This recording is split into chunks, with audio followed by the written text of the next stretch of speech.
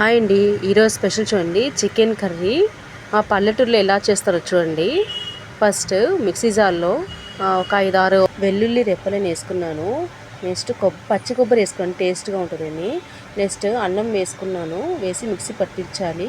అల్లం వెల్లుల్లి పేస్ట్ వేయలేదండి, నేను ఫ్రెష్గా వేసుకున్నాను, వేసి మిక్సీకి పట్టించాను. నెక్స్ట్ కారం వేసుకున్నాను, ఒక 4 టీ స్పూను. ధనియాల పొడి 3 టీ స్పూను. నెక్స్ట్ కొద్దిగా పసుపు వేసుకున్నానండి. 1/2 కేజీ చికెన్ తీసుకున్నాను. చూడండి, ఇలా కుక్కర్ తీసుకొని మన దేంట్లోనే చేసుకోవచ్చు, నేను కుక్కర్లో చేసుకుంటున్నాను. ఇప్పుడు ఉండేవి కుక్కరే కదా.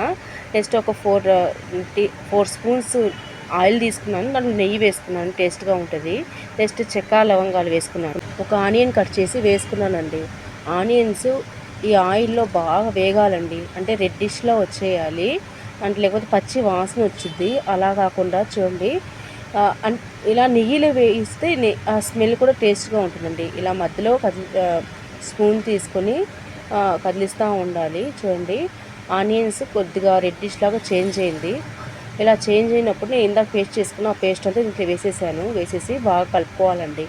ఆ మసాలా అనేది ఆయిల్లో బాగా మెల్ట్ అవ్వాలి. చూడండి, ఇలా బాగా కనిపించాలి, అంటే ఆయిల్ మసాలా సపరేట్ అవ్వాలండి. నెక్స్ట్ తీసుకున్న ఈ కారం, ధనియాల పొడి, పసుపు వేసుకున్నాను. వేసుకొని ఇది కూడా బాగా దాంట్లో మెల్ట్ అయిపోవాలి. చూడండి, ఇలా మెల్ట్ అయిపోవాలండి.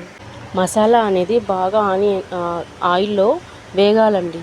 చూడండి, ఇలా బాగా వేగాక చూడండి, ఇలా రెడ్డిష్లో అయిపోవాలండి. ఆయిల్ సపరేట్ అయిపోవాలి, మసాలా సపరేట్ అయిపోవాలి. చూడండి ఎలా వచ్చేసిందో. ఇలా సపరేట్గా అయిపోయాక అంటే సిమ్లో పెట్టి చూసుకుంటూ ఉండాలి, లేకపోతే కింద కొంచెం మాడిపోతూ ఉంటుందండి. కొంచెం స్పూన్తో బాగా కదిలిస్తూ ఉండాలి. నెక్స్ట్ నేను ఒక 4 టమాటోస్ వేసుకున్నానండి. అంటే స్పైసీగా ఉంటే స్పైసీగా తినేవాళ్ళు ఉంటారు, లేకపోతే కొద్దిగా స్పైస్ తక్కువగా తినేవాళ్ళు కూడా ఉంటారు కదా. అందుకని నేను టమాటోస్ వేసుకుంటే కొద్దిగా టేస్ట్ కూడా బాగుంటుంది. టేస్ట్కి తగ్గట్టు సాల్ట్ వేసుకున్నాను. నెక్స్ట్ వాటర్ కూడా చూసి వేసుకోవాలండి. నేను ఒక 1/2 గ్లాస్ వాటర్ వేసుకున్నాను. మీరు కావాలంటే చూసి వేసుకోవచ్చు. అంటే కొందరు ఎలా అంటే చపాతీలో, పుల్కాలో కొంచెం లైట్గా మసాలా ఉండేలాగా చేసుకుంటారు.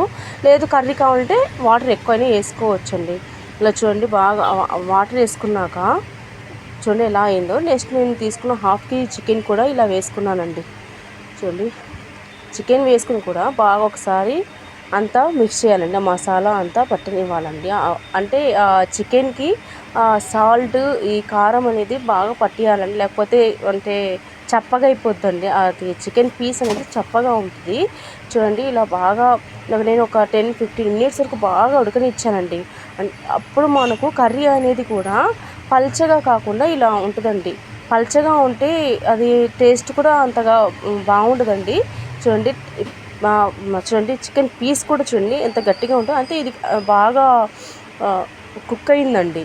నేను ఒక 15 మినిట్స్ వరకు అలాగే వేయించాను. చూడండి, ఇప్పుడు చూడండి ఆ కర్రీ అనేది చూడండి పల్చగా కాకుండా ఎలా ఉందో.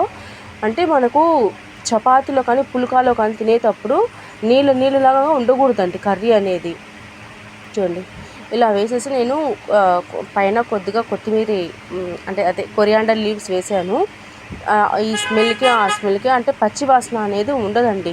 చూడండి, బాగా కదిలిచ్చాక చూడండి ఆ టమాటో కూడా దాంట్లోనే మెల్ట్ అయిపోయింది. ఇప్పుడు కొద్దిగా స్పైసీగా ఉన్నా కూడా ఓకే అయిపోద్దండి. ఎందుకంటే మనం టమోటాస్ ఎక్కువ వేసాం కాబట్టి ఒక 4 టమోటాస్ వేసుకున్నాను నేను. అంటే దానికి ఈ టేస్ట్ సరిపోద్ది. నెక్స్ట్ నేను కుక్కర్ పెట్టేసి నేను ఒక 3 విజిల్స్ వచ్చే వరకు పెట్టేశానండి. దాంట్లో కలుపుకోవడానికి మా పాప వాళ్ళు పుల్కా కావాలంటే పుల్కా చేశానండి. చూడండి, ఆ పుల్కాలో కూడా ఈ కర్రీ చాలా టేస్ట్గా ఉంటుందండి. పుల్కాలో మీరు పుల్కాలో కాదు, రోటీ కాదు, మీరు రైస్లో కూడా కలుపుకోవాలన్నా కూడా చాలా బాగుంటుంది. చూడండి, 3 విజిల్స్ అయిపోయాక చూడండి కర్రీ అనేది చూడండి పైన అంతా ఆయిల్ లాగా చూడండి ఎంత అసలు చూడండి పల్చగా అనేది లేదండి. ఇలా ఆయిల్గా, అంటే మీరు స్పైసీగా కావాలంటే ఇలాగే వచ్చిద్దండి. మీరు ఇలాంటి కర్రీ ఎప్పుడైనా ట్రై చేశారా? ట్రై చేస్తే నాకు కామెంట్ చేయండి. ఈ డిష్ ఎలా ఉందో కూడా మీరు ఒకసారి చేసి నాకు కామెంట్ పెట్టండి. నెక్స్ట్ మీకు ఎలాంటి కర్రీ కావాలి కామెంట్ చేయండి. నా వీడియోస్ నచ్చినట్లయితే నా ఛానల్ని సబ్స్క్రైబ్ చేసుకొని నాకు సపోర్ట్ చేయండి. Thank you.